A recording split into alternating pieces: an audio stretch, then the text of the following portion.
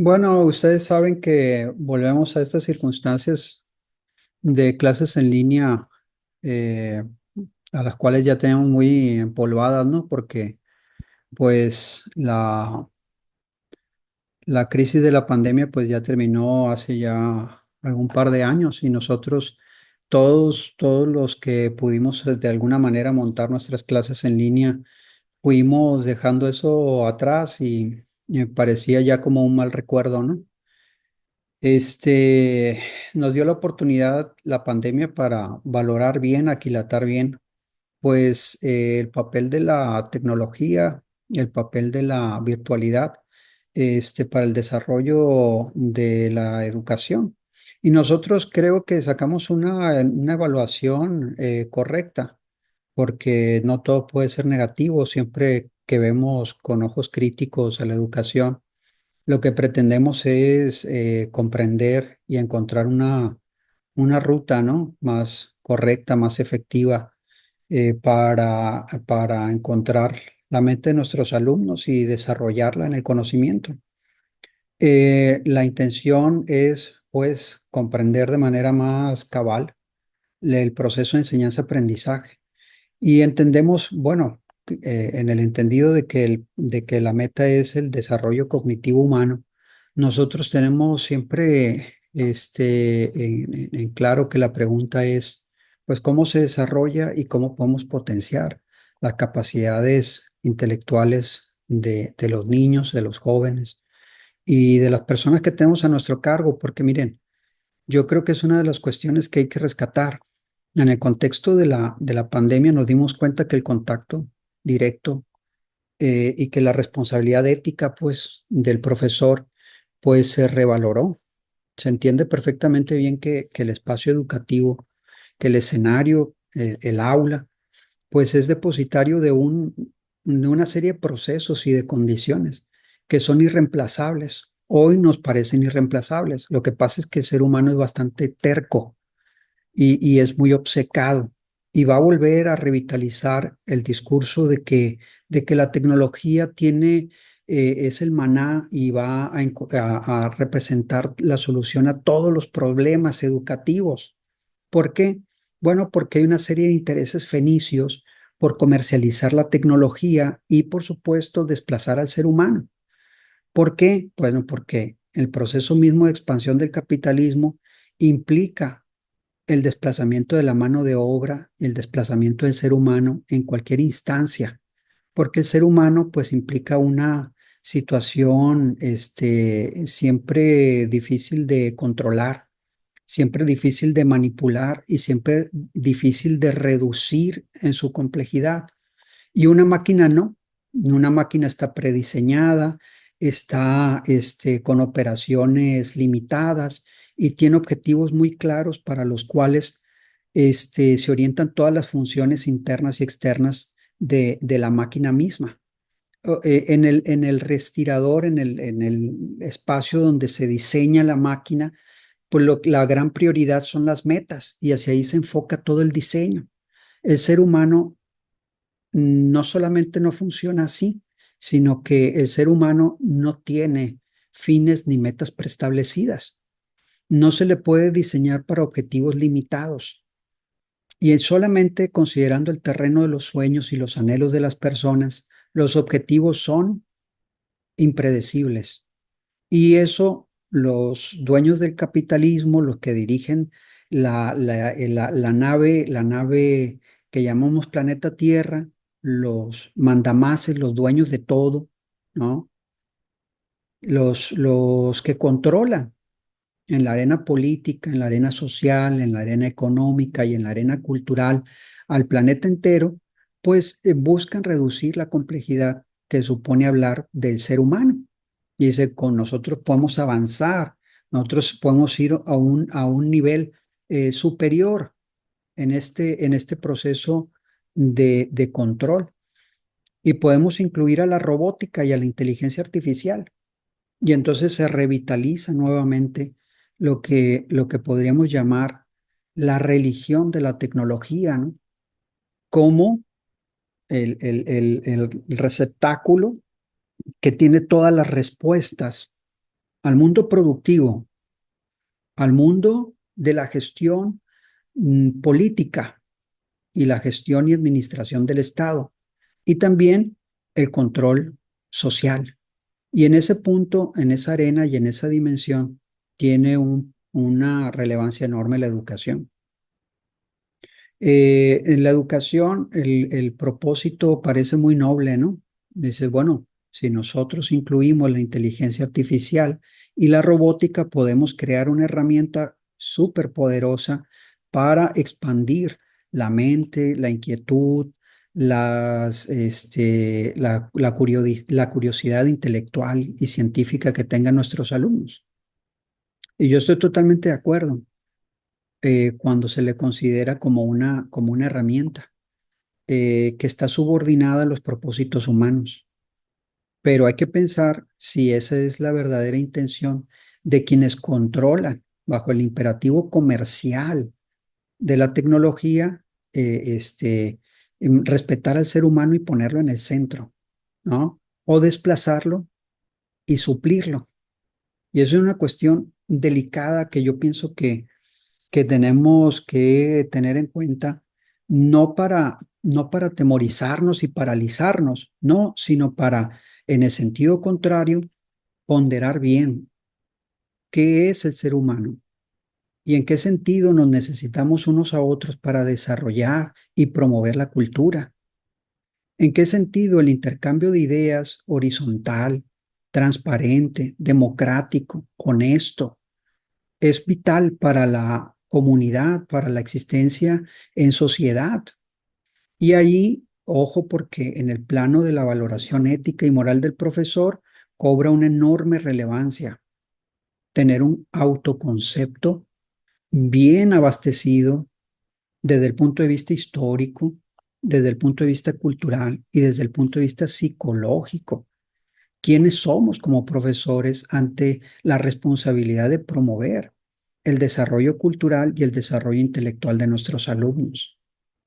Ojo, porque es importante que la educación sea defendida por los propios profesores con plena conciencia de su tarea, de su labor, en poner al día a los niños con la cultura, actualizarlos en el mundo del conocimiento y también legarles la responsabilidad de alcanzar un nuevo concepto, una nueva disposición para las actitudes solidarias, para las actitudes humanas, para las actitudes humildes, para la ética, generar una nueva ética del trabajo.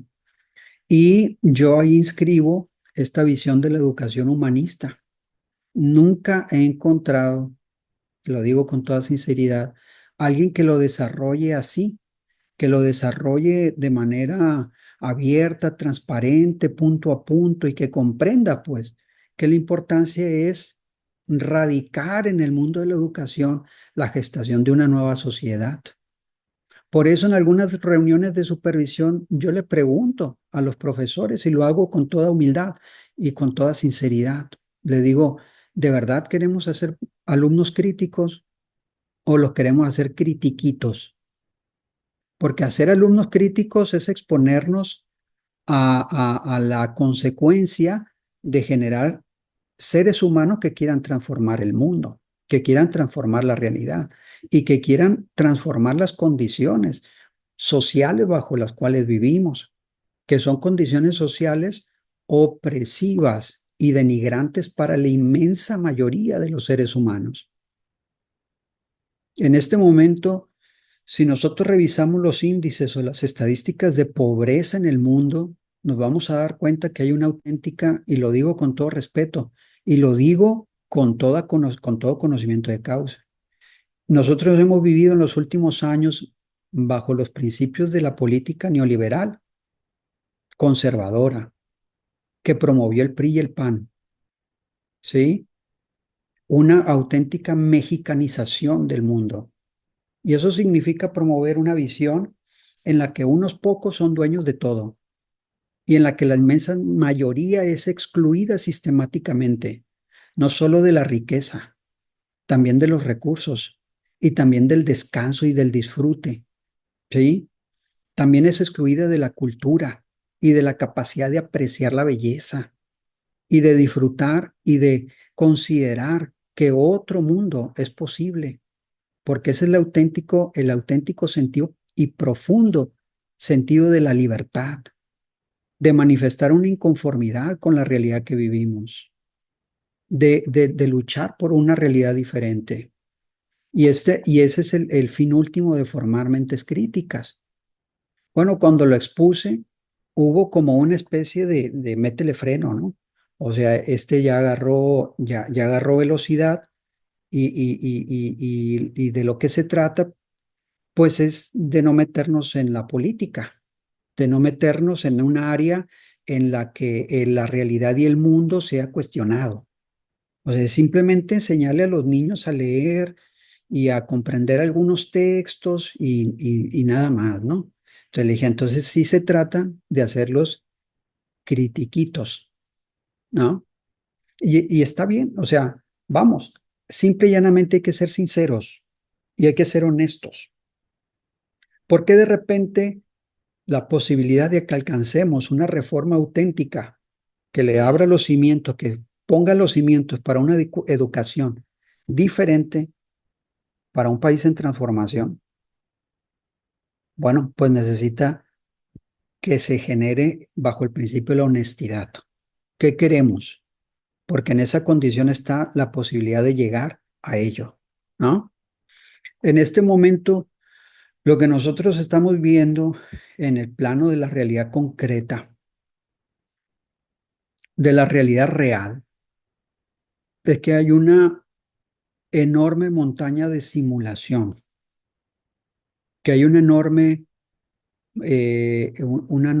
tendencia inercial hacia la mentira, hacia montar catedrales del fingimiento y convocar a la gente a hacer como que cambiamos, pero no cambiamos. Llamarlos a una fuerte transformación social en la que nada cambia. Y eso es muy peligroso. Eso es muy delicado, porque la sociedad o se pervierte o la sociedad va a derivar en una enorme inconformidad y en transformaciones más profundas que las propiamente programadas. Y eso nos vuelve a llevar al asunto de lo insospechado, de lo impredecible, ¿sí? De lo caótico. Pero ojo, porque en la sociedad humana, como no somos una reacción química, la direccionalidad de los eventos pues no pueden predecirse. Entonces, nosotros debemos de entender que en el contexto mexicano, en el contexto de nuestro país, en el contexto latinoamericano y en el contexto mundial, México está en disputa. México es la arena de disputas entre grandes potencias. Nosotros somos un país con enormes capacidades económicas y de futuro, dentro de las cuales está la demografía. Es un país joven con un enorme potencial de desarrollo y ese potencial de desarrollo está en las manos de los jóvenes, que van a reemplazar, que son el relevo generacional en todos los planos. Y entonces el potencial económico de los jóvenes lleva a las grandes inversiones a relocalizarse en México. Es una situación muy interesante porque se buscan mercados y se buscan trabajadores en el escenario mundial y México cumple determinadas características para que el capital encuentre rendimientos, encuentre un ambiente, encuentre un escenario propicio. En el caso mexicano, el avance en las instituciones, la inversión en infraestructura y una cierta estabilidad política, además de la cercanía geográfica con el mercado más importante del mundo, que es los Estados Unidos, con la capacidad que tenemos de enlazar cadenas de valor a través de las fronteras, pues está recibiendo una enorme inversión, aunque está recibiendo inversión de intereses que están contrapuestos, que están en disputa. porque en este momento China y Estados Unidos se disputan el mundo en distintos escenarios y en distintos niveles. Y el caso mexicano es muy particular. ¿Por qué razón? Bueno, porque representa un mercado enorme de consumo en sí mismo, pero además tiene una posición geográfica estratégica para abarcar el continente entero. Estamos, como decían los antiguos mexicanos, los mexicas, en en el ombligo del universo, ¿no? Estamos equidistantes del extremo sur y del extremo norte, y con una diversidad y con una riqueza de recursos enorme, con acceso a los dos océanos y con las inversiones adecuadas, podríamos conectar comercialmente los continentes asiático y europeo. Y entonces estamos en condiciones inmejorables para tener una presencia y un lugar preponderante en el mundo del siglo XXI y más allá. Pero esto va a ser posible si nosotros tomamos con mucha seriedad el asunto de una transformación profunda del país. La transformación tiene que ser institucional, porque no podemos seguir nosotros patinando, tratando de avanzar, pero solamente dar pasos y pasos y trompicones en el mismo punto sin avanzar en una nueva etapa histórica, creando instituciones y leyes y generando una cultura de la responsabilidad cívica. No podemos volver a votar a los pícaros, ponerlos al frente, a los chulos, a los sinvergüenzas, a los rateros. Tenemos que generar auténticamente, encarnar una transformación moral y tenemos que llevar al país a unos nuevos niveles de integridad moral, porque la integridad moral convertida en institución da certeza, crea marcos institucionales racionales y permite la confianza, le da cimiento a la confianza. Ya un sociólogo alemán llamado Niklas Luhmann habla de la confianza. Él es teórico institucionalista y en un libro de la confianza, titulado La confianza, da muestras de todo lo importante de racionalizar las instituciones en torno a estos valores. No es una cuestión de valores, es una cuestión racional. Cuando tú confías en otro, tú sabes qué esperar. Y cuando tú sabes qué esperar, ahorras un montón de energía social. Y eso lo puedes dedicar, esa energía social la puedes dedicar a otros campos, en la cultura, el arte, el desarrollo tecnológico y la inversión en distintas áreas. De tal manera que el país se puede dedicar a crecer en lugar de estarle cuidando las manos a los sinvergüenzas y ladrones. Y es una cuestión muy importante porque pone en el centro la cultura y sobre todo la educación. En el ámbito mexicano, la educación es irreemplazable. Lo que pasa es que la educación es un área o un campo siempre subordinado a los intereses del Estado y de un Estado presidencialista muy centralista. Y entonces el profesor pues tiene un papel, tiene un concepto y tiene una visión de sí como un sujeto subordinado a lo que le dicta y le señala y le ordena la autoridad educativa. Y cuando nosotros revisamos críticamente la autoridad educativa, pues resulta que la autoridad educativa sabe muy poco de educación.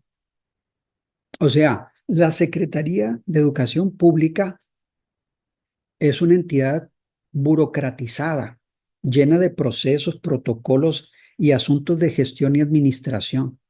Pero cuando tú te presentas con una mirada crítica y haces cuestionamientos directos y honestos acerca de cómo desarrollar la mente, qué estrategias servirían para generar matemáticos y escritores, niños que les interesen las artes, las ciencias y que además de forma creativa expandan más allá el conocimiento con una visión crítica, ¿no? En la Secretaría de Educación pública reina el más absoluto silencio,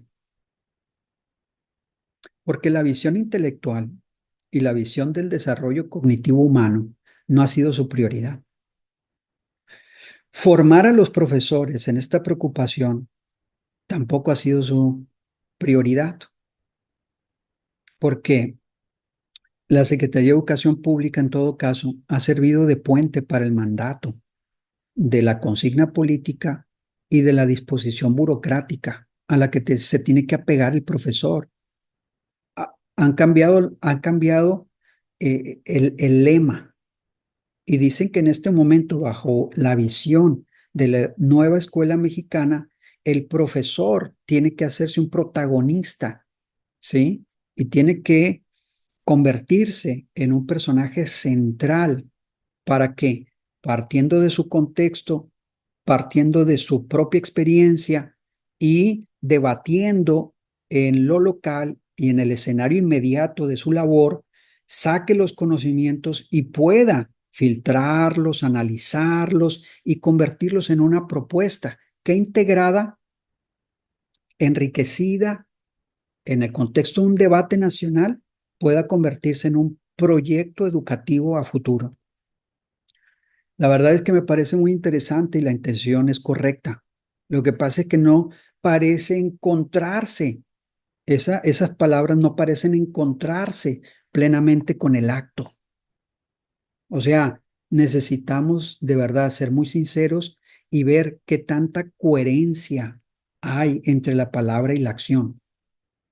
Para que esto pueda convertirse verdaderamente en una praxis, pueda integrarse el profesor verdaderamente en las decisiones de Estado, porque las decisiones educativas son decisiones de Estado y no puedes integrar al profesor en las decisiones de Estado hasta cambiar su estatus y la visión de sí mismo, convertirse de un empleado en un intelectual, convertirse de un empleado que opera, ¿sí? Actividades y que califica y que en la vida cotidiana se pierde, ¿sí?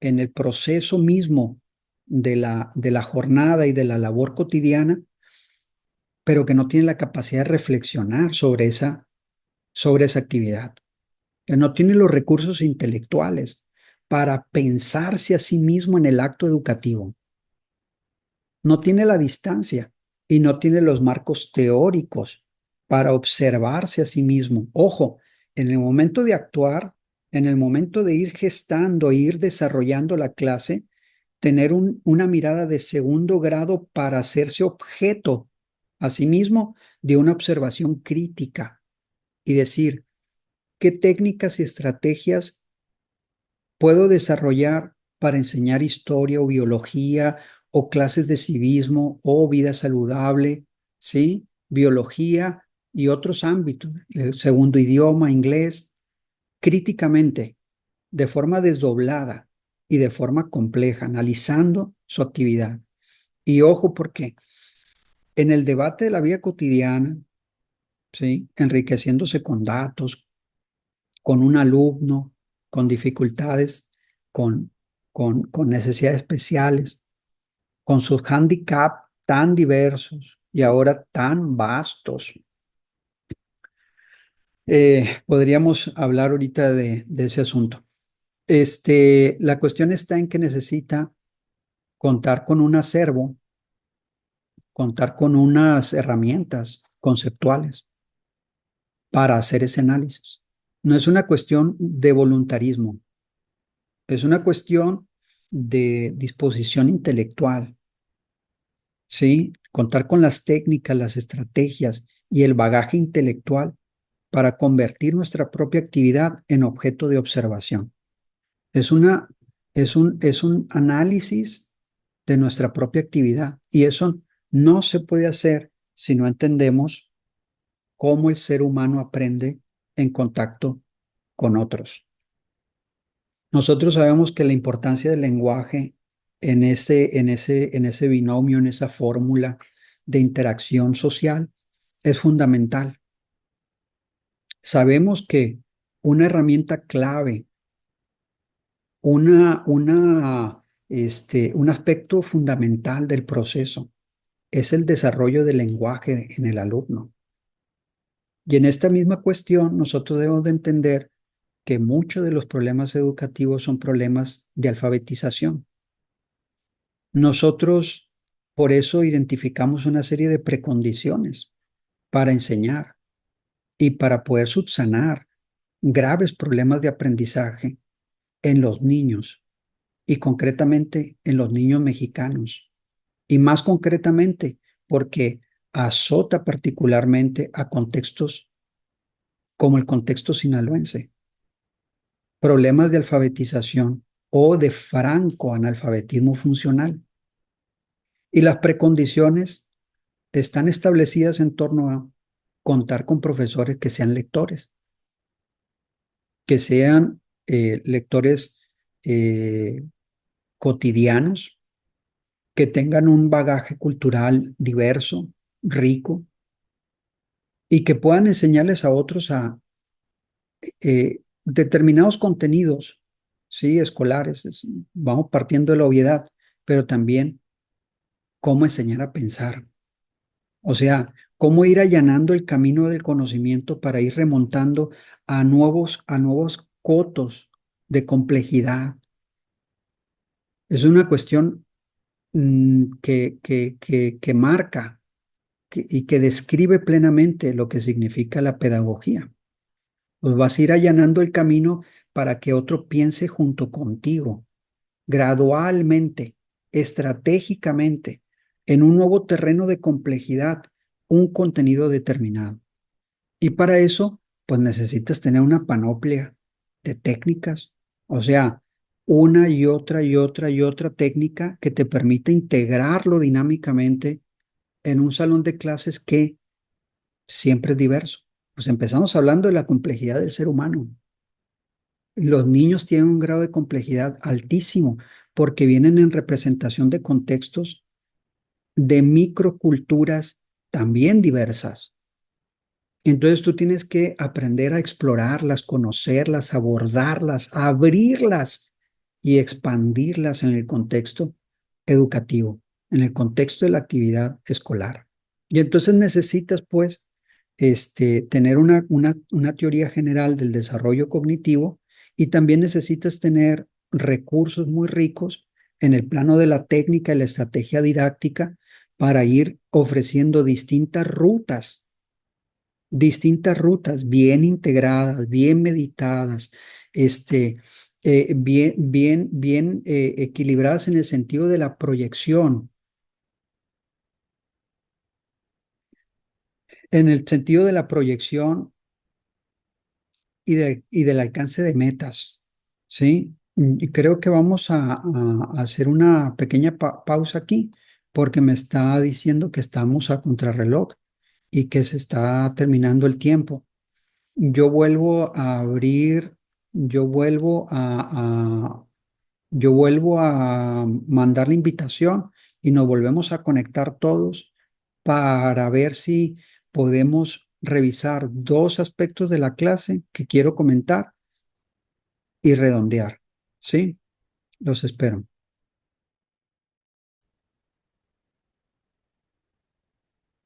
Bien, perfecto. Volvemos. Hay dos documentos que yo quiero mostrarles y nosotros ya hemos revisado en algunas clases que hemos tenido en algunas sesiones, pues, porque las sesiones han avanzado ya, tenemos 2 semanas de trabajo y lo hemos analizado, es el círculo hermenéutico. Pero vale la pena volver a analizarlo, otra vez revisitarlo y ver para qué nos puede servir, porque es una propuesta que hay que situar históricamente. A ver, eh, pongamos una cuestión sobre la mesa. Siempre ha sido difícil para el ser humano comprender en qué sentido la realidad que está palpable y objetivamente fuera de él, ¿no? Y lo digo eso como una realidad, como una situación o un enunciado, vamos, que puede ser fácilmente comprobado. El mundo externo es externo en el sentido de que no radica, no reside en mi mente. Tiene una fuerza propia y tiene una consistencia que depende de instancias externas a mí. No es algo que yo imaginé y algo que yo concebí. Estaba antes de que yo mismo existiera. Pero sin embargo, pero sin embargo, la forma como yo percibo ese mundo externo a través de mis sentidos no deben de llamarme engaño. Ese mundo no se revela tal como es, sino que la forma como yo compruebo la existencia del mundo externo es a través del concurso de mis sentidos y es a través de la superficie, de aspectos sensoriales y superficiales que son la característica más externa de los objetos. Y entonces, ¿cómo puedo saber yo de manera verificada, de manera certera, que ese mundo existe y que ese mundo tiene un orden y tiene una estructura? Y es una cuestión bastante problemática y el ser humano siempre se ha visto con dificultades para llegar a una conclusión definitiva al respecto. ¿Qué estatus darle al mundo objetivo con respecto a la mente humana en términos de el delicado y crítico problema de la verdad objetiva y de la verdad científica y racional? ¿No? Es una cuestión que se allanó por mucho tiempo en la historia humana como una cuestión debida a los dioses. Era voluntad y obra de los dioses. Y ojo, porque allí se abría un asunto enigmático y un tabú por antonomasia. Ese mundo que nos ofrecía y al que nos condenaba de alguna manera los dioses en su inconmensurable e indescifrable voluntad, los hombres no podían revelarla. Era una osadía y era una soberbia de parte de la criatura, de parte del hijo, o sea, de un producto dentro de los productos, una criatura creada dentro de las criaturas creadas, dentro del todo creado de los dioses, que pretendiéramos saber cuál era la voluntad y cuál era el propósito del mundo que nos rodeaba. El tabú zanjaba la cuestión porque al final de cuentas era simple y llanamente la voluntad de los dioses revelar sus propósitos o guardárselos y reservarlos a secreto eterno. Entonces, el ser humano, que es curioso y que es, lo tienta la curiosidad y violar los límites casi por definición, pues siempre se ha ido preguntando, ¿no? La causa última, la explicación de los fenómenos que lo rodean y, por supuesto, cuál es su relación con el conjunto del universo que percibe, ¿no? Y es una cuestión muy problemática porque en su momento eso implicó el cuestionamiento mismo de la existencia de los dioses. En la antigüedad, en la Grecia, en el mundo clásico, un montón de seres humanos allí muy rebeldes empezaron incluso a cuestionar la existencia de los dioses y de manera muy clara al respecto del tema que estoy planteando, plantearon que había un potencial intrínseco, o sea, que era parte de la naturaleza humana, encontrar el camino, el derrotero para encontrar la verdad. Lo que teníamos que hacer era, por ejemplo, reducir la complejidad del universo a los números, a las matemáticas. El lenguaje de las matemáticas aparece rápidamente como el lenguaje clave para alcanzar un conocimiento objetivo del mundo material.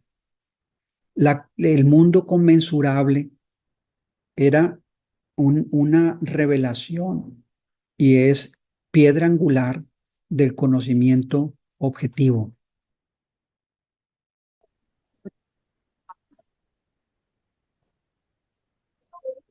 Bien, como les comentaba, el asunto de la relación entre mente y objeto, entre mente y realidad, y la posibilidad de que el ser humano alcance la verdad en su comprensión del mundo.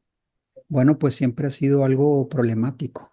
En su momento incluso llegó a significar un cuestionamiento grave hacia la existencia misma de los dioses. ¿Por qué? Pues porque significó poner en el centro al ser humano y a su capacidad de raciocinio y sus capacidades intelectuales. El ser humano con sus propios esfuerzos puede alcanzar la verdad de la realidad, ¿no? Entonces puede tirar del velo y descubrir qué hay detrás, qué hay más allá, qué hay debajo de. Y entonces, una serie de planteamientos materialistas, atomistas, siempre llevaron a un planteamiento, de una búsqueda de desvelar la realidad, pero sobre todo descubrir en qué condiciones se puede alcanzar esa verdad. Esto que nosotros llamamos el círculo hermenéutico, se lo voy a compartir. Me imagino que lo están viendo ya en este momento. Es un esquema con el que ustedes ya están relacionados porque platicamos de esto en clase.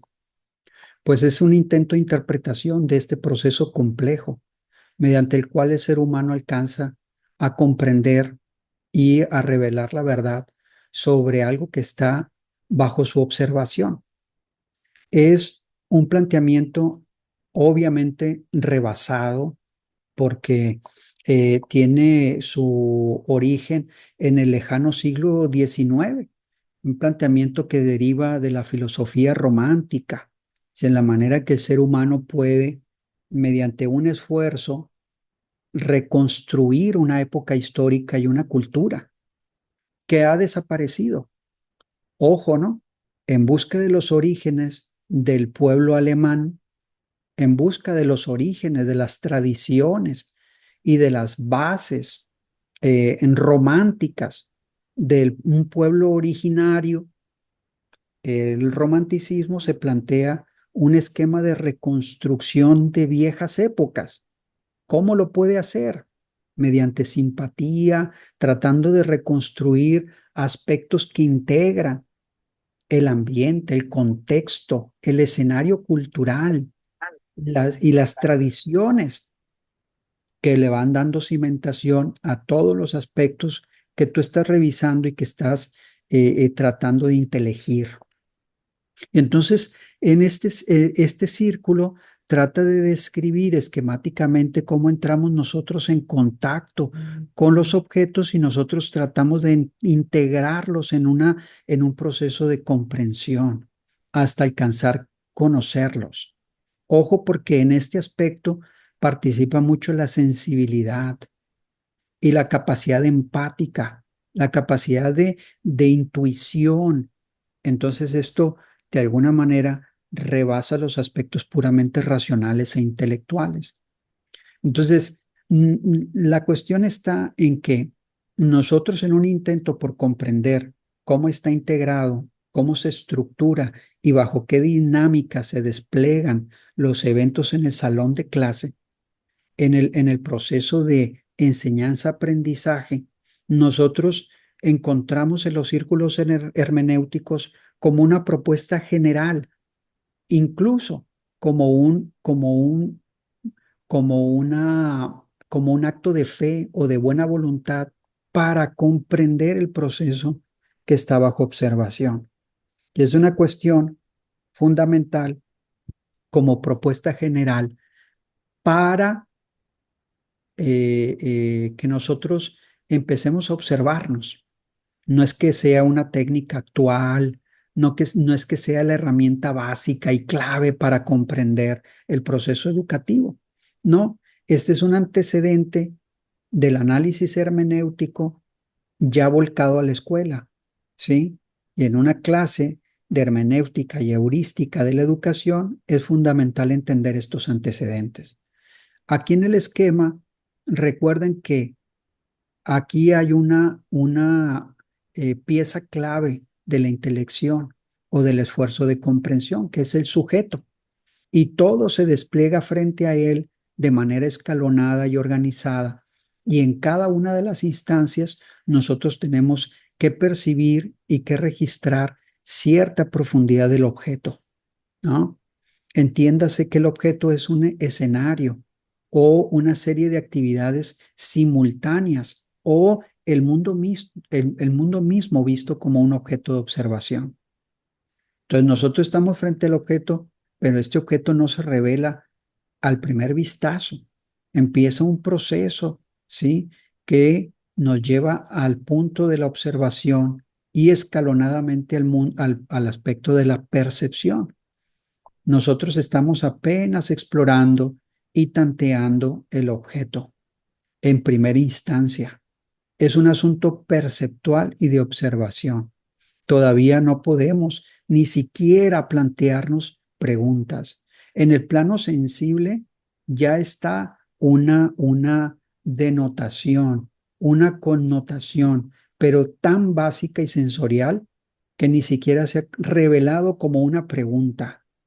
Nosotros empezamos a discriminar las características del objeto y poco a poco lo diferenciamos de otros objetos y empezamos a comprobar las características intrínsecas del objeto que lo conforman. Ojo, porque eso es una cuestión muy rápida, muy veloz, que en este punto estamos escalonadamente planteando, ¿no? Empieza una siguiente instancia que es la generación de imágenes. Este objeto que primero es simple y llanamente un objeto externo, empieza a cobrar una representación, empieza a trasladarse al interior de la mente y empieza a tener su reflejo mental, ¿no? Tenemos una relación y empezamos a discriminar y a diferenciar según las características que hemos ya abstraído y lo empezamos en el proceso de la clasificación a relacionar con otros objetos. Tenemos acá la integración de características. Ustedes pueden llevar todo esto al plano de un objeto concreto o una situación que esté frente a ustedes para que puedan imaginar cómo hacemos la clasificación, el reconocimiento y la internalización del objeto. A continuación tenemos la formación del significado. Ya que has discriminado algunas características, puedes ponerle un nombre al objeto. Dices, es un vaso, es una taza, no, es un recipiente, un tazón, etcétera, etcétera. Discriminando e integrando de manera cada vez más precisa las características que lo distinguen. Y ojo, porque aquí empieza a integrarse el objeto con el lenguaje, con la palabra, proceso clave de camino a la comprensión. Ya acá tenemos la comparación con otros cuerpos igualmente integrados, ¿sí? No con características. Ya en un nuevo nivel de complejidad empezamos a discriminar y empezamos a poner instancias diferenciadas a los objetos. Y ya tenemos acá la categorización, que es una conceptualización y una semantización más compleja y jerárquicamente más desarrollada, ¿no?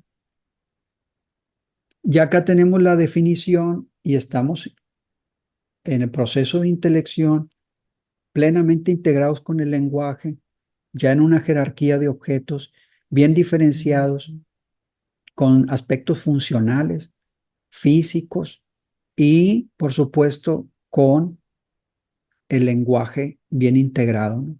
Tenemos el análisis, ya tenemos diferenciadas partes que integran el objeto y ya tenemos después la síntesis, que es cómo esas partes interfuncionan entre sí para formar el objeto. Continuamente y sin interrupción vamos evolucionando de una instancia a otra, penetrando cada vez más en la comprensión del objeto y representándolo cada vez más fielmente así, cada vez más fielmente al ser del objeto en sí. Y es una cuestión interesante que abre la puerta en la filosofía a una serie de debates muy interesantes que de repente pueden parecer debates estériles, demasiado abstrusos, pero que para el mundo de la lingüística, ¿sí? La filología y la hermenéutica son fundamentales. Bien, nos desplazamos, dice, al siguiente paso, integrando poco a poco lo que se considera como un concepto global del mundo, una imagen general del mundo que nos rodea y que nos integra plenamente y con sentido a la época y la cultura en la cual nosotros actuamos. Y se dan cuenta, hay una serie de postulados o de presupuestos que tenemos que tener en cuenta, ¿no?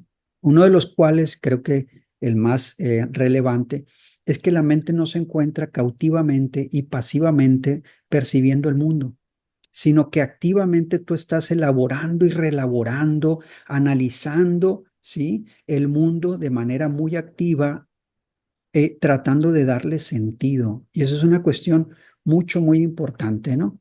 Les dije, en un primer momento podríamos decir que el ser humano conoce lo que los dioses le inspiran y le ceden por voluntad divina, por inspiración, pero sobre todo porque así lo desean los dioses y nosotros recibimos cautiva y pasivamente la comprensión de las cosas. Pero en este momento ya hay un postulado de una mente activa con respecto a la realidad.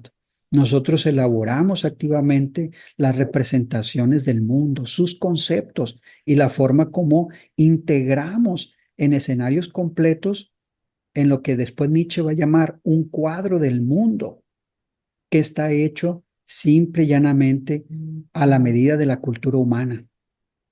Es una cuestión que va a llevar la discusión epistemológica a un nuevo plano muy problemático y que sin duda va a encontrar sus críticos, pero la cuestión está en que el mundo al final de cuentas es la representación del mundo.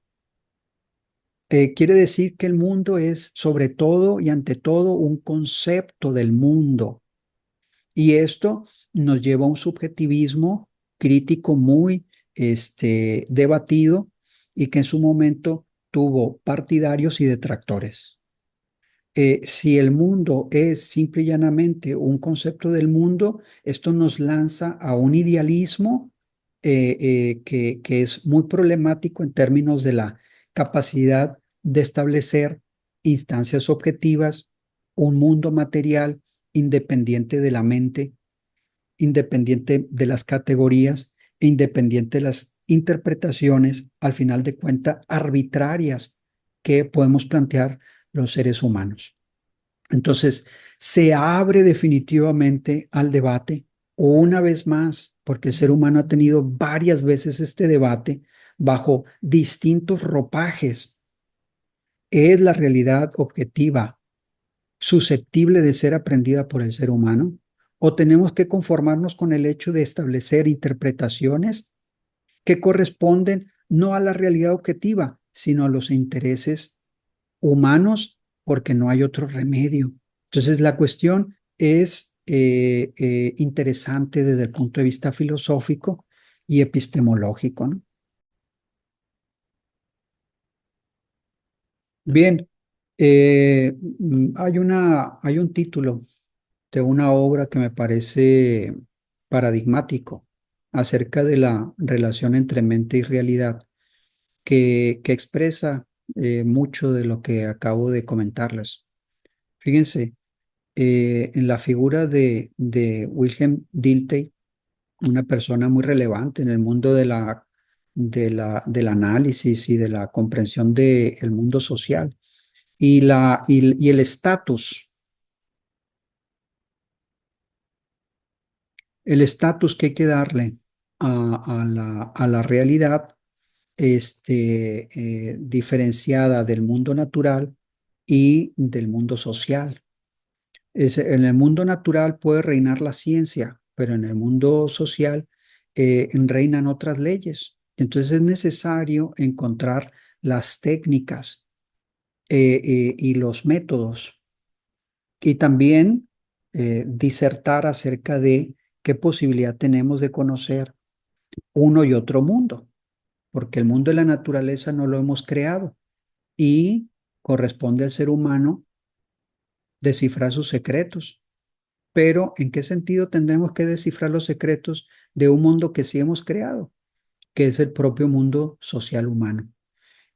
¿Cuáles son las perspectivas y los ángulos adecuados para comprender un mundo que de hecho es obra de la mente y de los propósitos humanamente comprendidos, ¿no? Y entonces, Dittel dice, pues tiene que ser la perspectiva histórica. Tenemos que ver a la luz de la gestación y de los procesos creativos de este mundo, todas las cuestiones humanas para comprenderlas cabalmente, ¿sí? Pero en este tema de la relación entre mente y realidad, él plantea un título que yo solamente quiero ponerlo allí para que ustedes vean cómo planteaba de modo general la cuestión.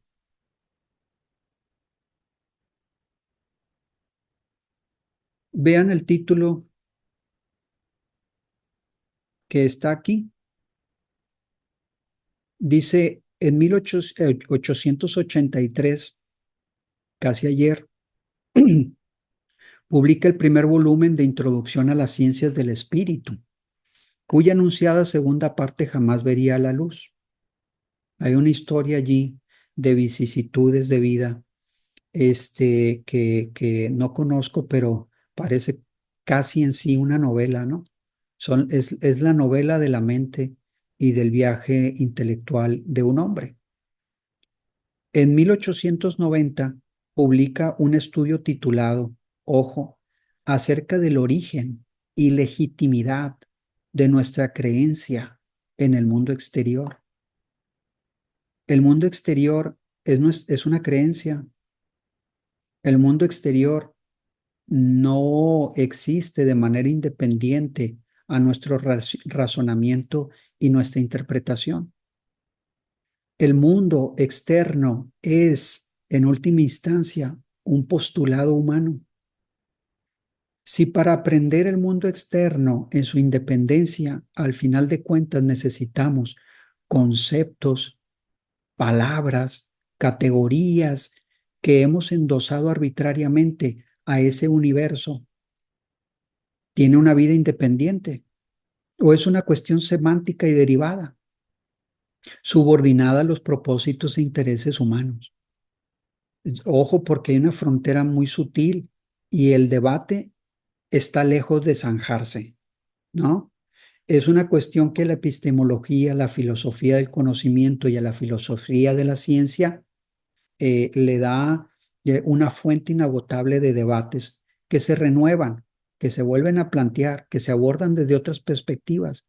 La cuestión está en que mente y realidad es un binomio problemático y siempre abierto, ¿no? Y en este caso, cuando nosotros vemos a la mente y la realidad que estamos analizando es la educación, no podemos ser ingenuos.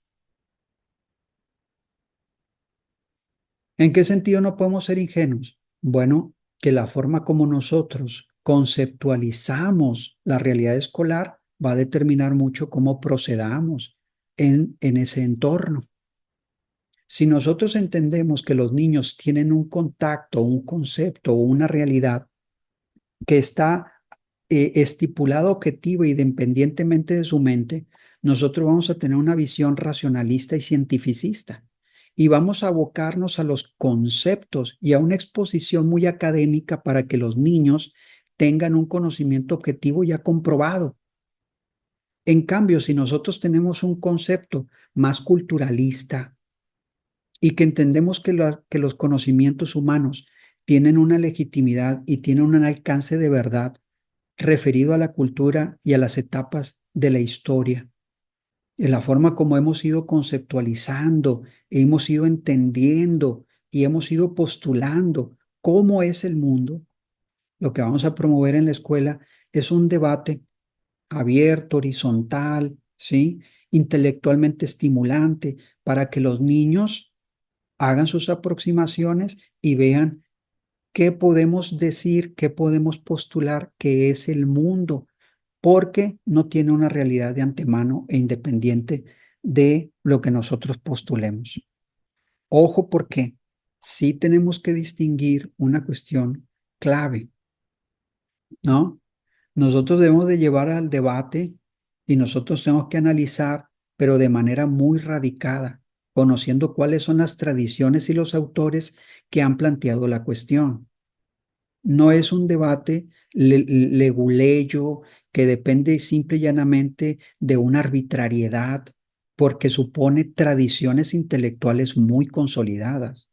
Y en el debate nosotros tenemos que remitirnos a conceptos, categorías, postulados teóricos, a autores y tradiciones científicas, que son debates que forman parte de la historia de la ciencia y en concreto de la historia de la disciplina que a nosotros nos compete, que es la pedagogía, la psicología educativa, ¿sí? Y este ámbito de la enseñanza, ¿no? Entonces, ojo, porque si no nos remitimos a autores y tradiciones y debates concretos, podemos sí llegar al absurdo de que cada cabeza es un mundo, ¿sí? Y que no importa más que el cristal con el que miras la realidad, que son simplificaciones y vulgarizaciones de este debate, que resulta muy interesante, pero bien enfocado, ¿no? Ahora, quiero compartirles un documento más para ir redondeando y es este, ¿no? Me imagino que ya lo están viendo. Es una persona que dentro del mismo campo y la misma tradición hermenéutica de Dilthey y de otros filósofos muy relevantes en la filosofía alemana. Aquí tenemos a Gadamer.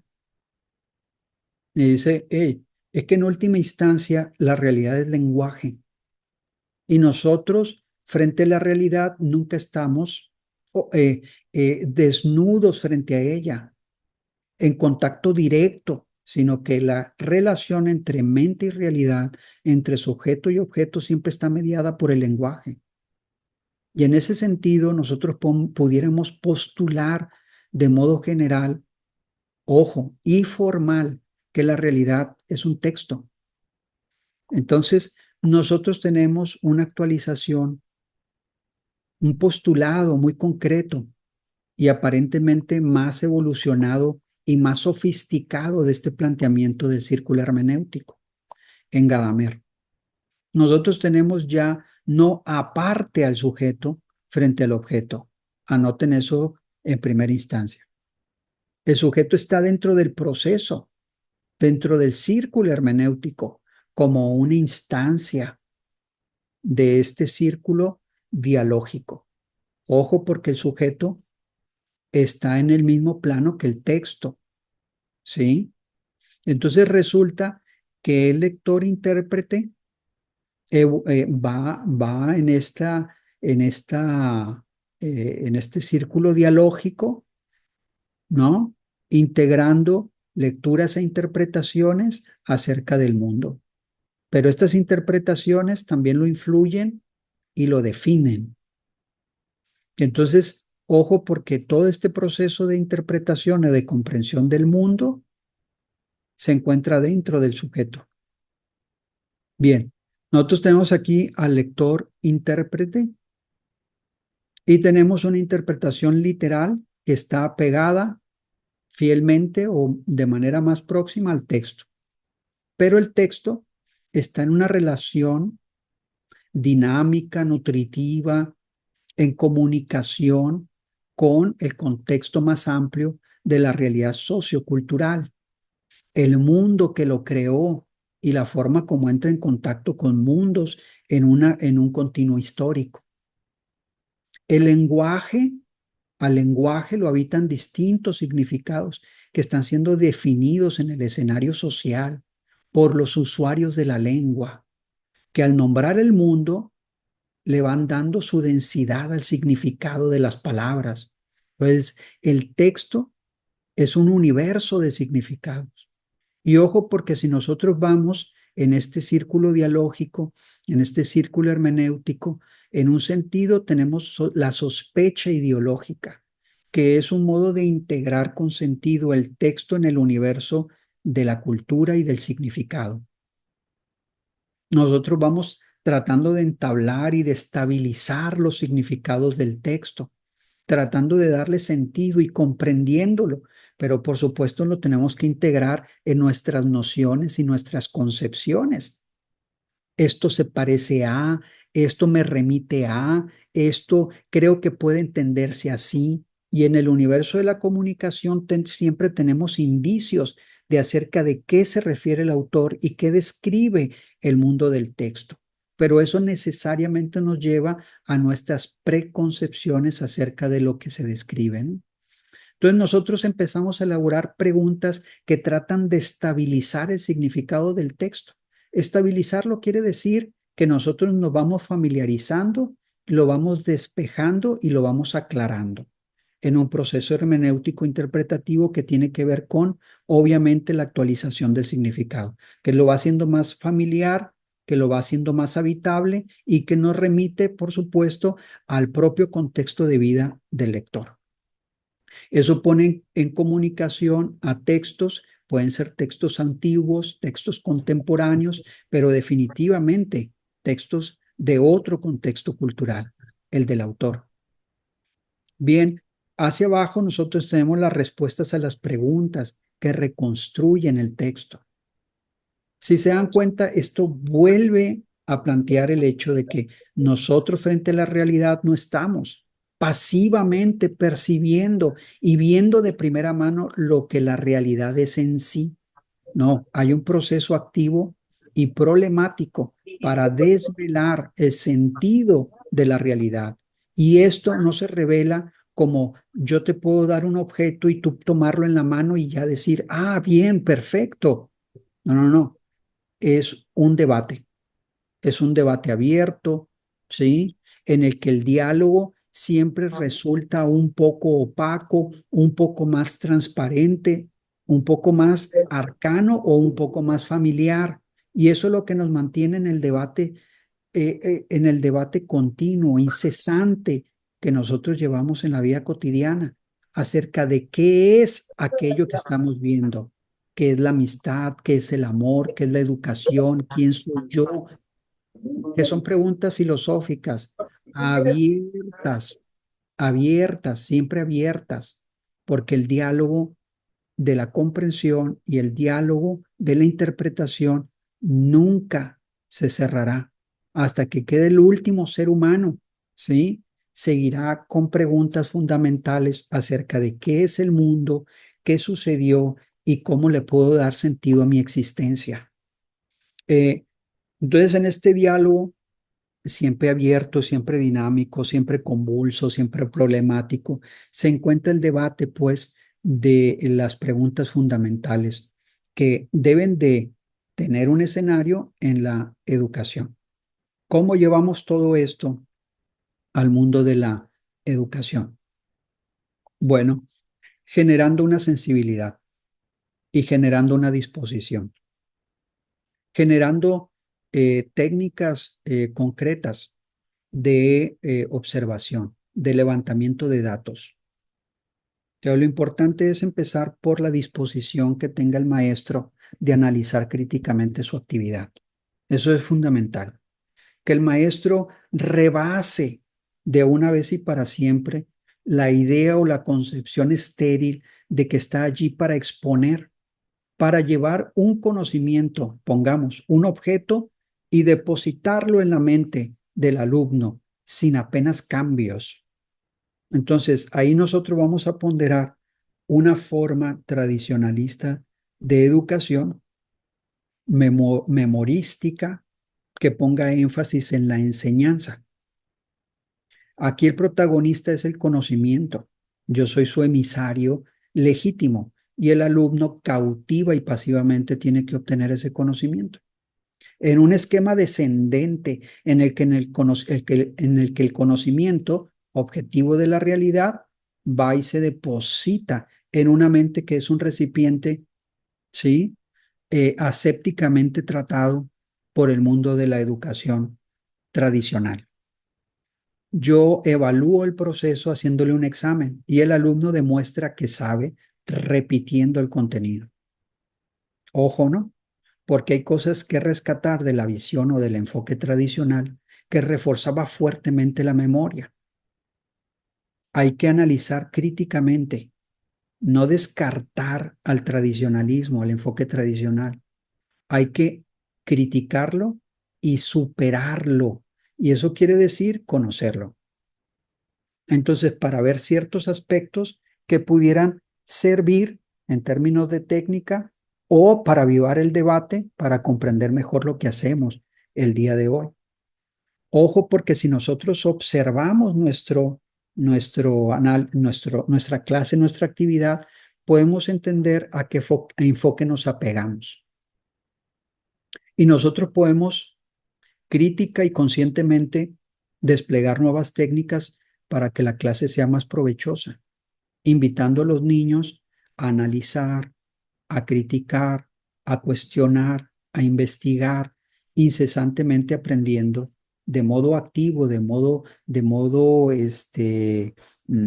curioso, haciendo cuestionamientos y participando en el proceso como verdaderos protagonistas. Ojo porque hay otros enfoques que ven el conocimiento como diálogo humano, como un diálogo creativo en el que la curiosidad, en el que la pregunta que abre la realidad es fundamental. Y entonces nosotros actuamos más como tutores, que nosotros vamos alentando con preguntas, con algunas actividades, las preguntas de los alumnos y sus capacidades de indagar. Entonces nosotros acompañamos y retamos a los alumnos para que vayan un poquito más avanzando en un proceso de mayor complejidad, integrando nuevos aspectos o nuevas dimensiones del conocimiento. Cuando nosotros concebimos así la educación, nosotros vamos analizando si estamos cubriendo ese enfoque, sus requerimientos y sus demandas. Y entonces vamos replanteando toda la planeación de nuestra clase. Nosotros vamos cambiando nuestra conducta y vamos cambiando la propia concepción de nuestra labor. Y entonces nos convertimos en profesores más horizontales que estimulan el diálogo, que estimulan el debate, que estimulan la investigación y, ojo, todo eso tiene que ver con la preconcepción que tenemos de nuestra labor y del proceso educativo, ¿no? Bien, ¿cómo redondear todo esto? Les decía que en última instancia lo importante es que nosotros tengamos la capacidad de interpretar nuestra propia labor, de que seamos versados, que seamos capaces, que tengamos la oportunidad de acumular un conocimiento, digamos, que nosotros mismos somos los artesanos, ¿no? Y que vamos integrándolo con sentido y críticamente en nuestro bagaje para ser profesores cada vez más capaces con la flexibilidad necesaria, porque los alumnos pues vienen en representación de un contexto y ese contexto es un contexto cambiante y dinámico porque es un contexto vivo, es un contexto humano. Y entonces nosotros vamos integrando nuevos conocimientos, nuevas técnicas, nuevas herramientas, mientras que los alumnos van cambiando su forma de entender, su forma de interactuar. Y el profesor tiene que estar de manera muy sensible integrando todos esos cambios en su técnica y en su concepción de su labor. Es una cuestión no solamente de sobrevivir a los cambios, sino que es una cuestión que nos debe de llevar a una autoexploración y a un mejor crecimiento, ¿no? Un crecimiento más consolidado. Esto en el contexto del avance tecnológico es una cuestión crucial y hasta existencial, es cierto, pero va más allá.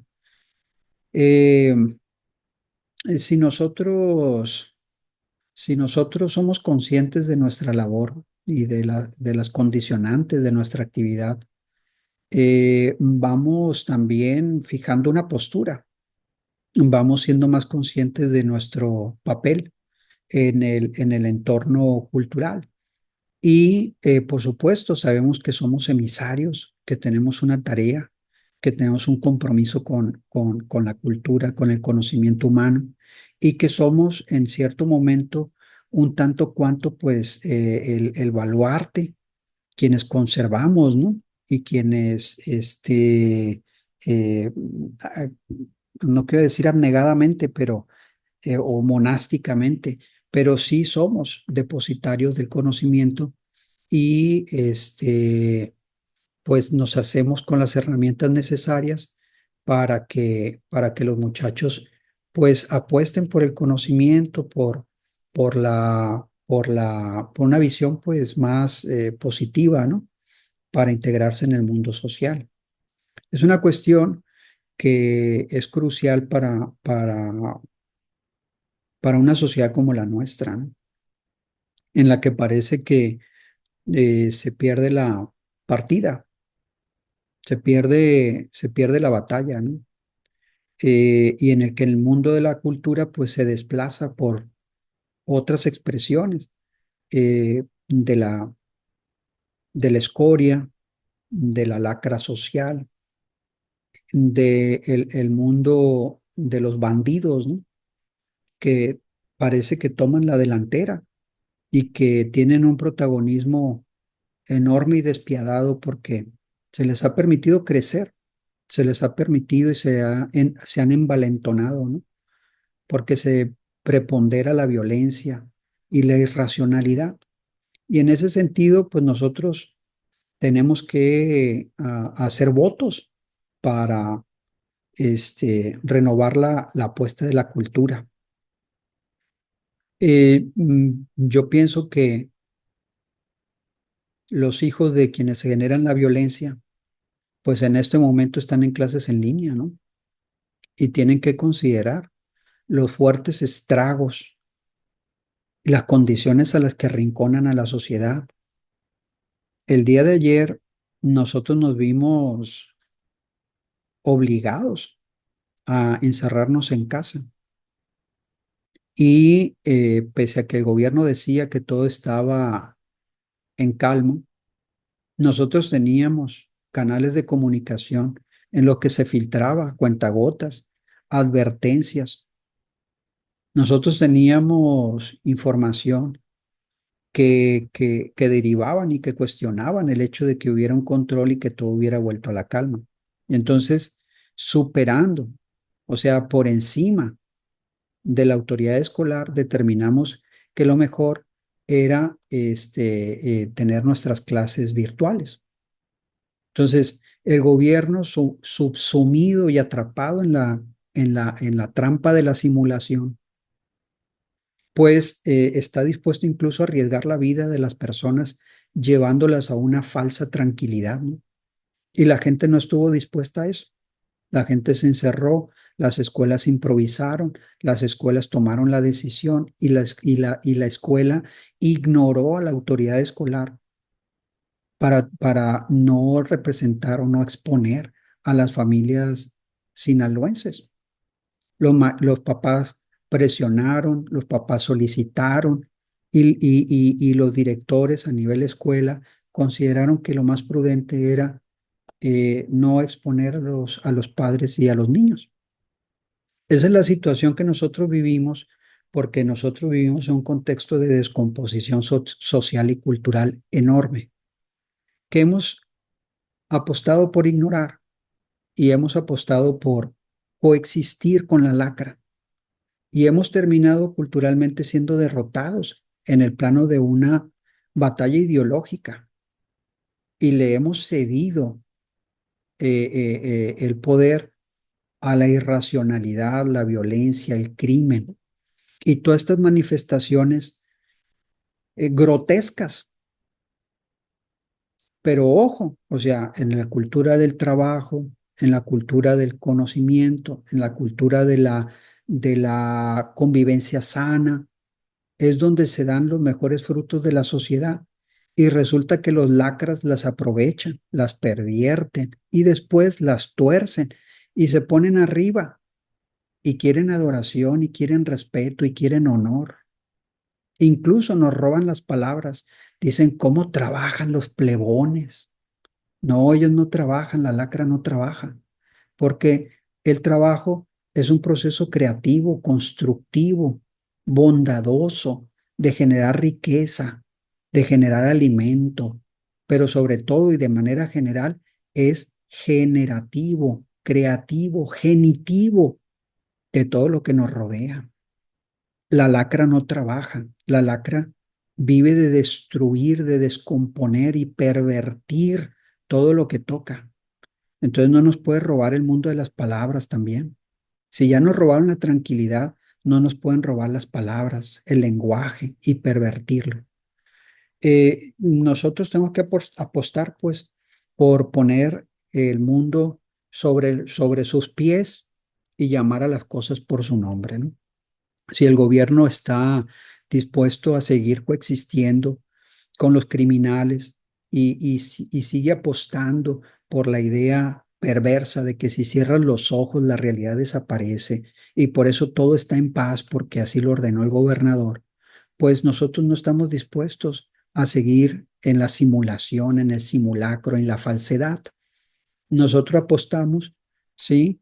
Por una huelga, por una huelga que no dice su nombre, pero que crea en la virtualidad las escuelas, la actividad de la que corresponde al profesor. Les dejamos las calles, ¿sí? Y nosotros nos dedicamos a pensar en las redes.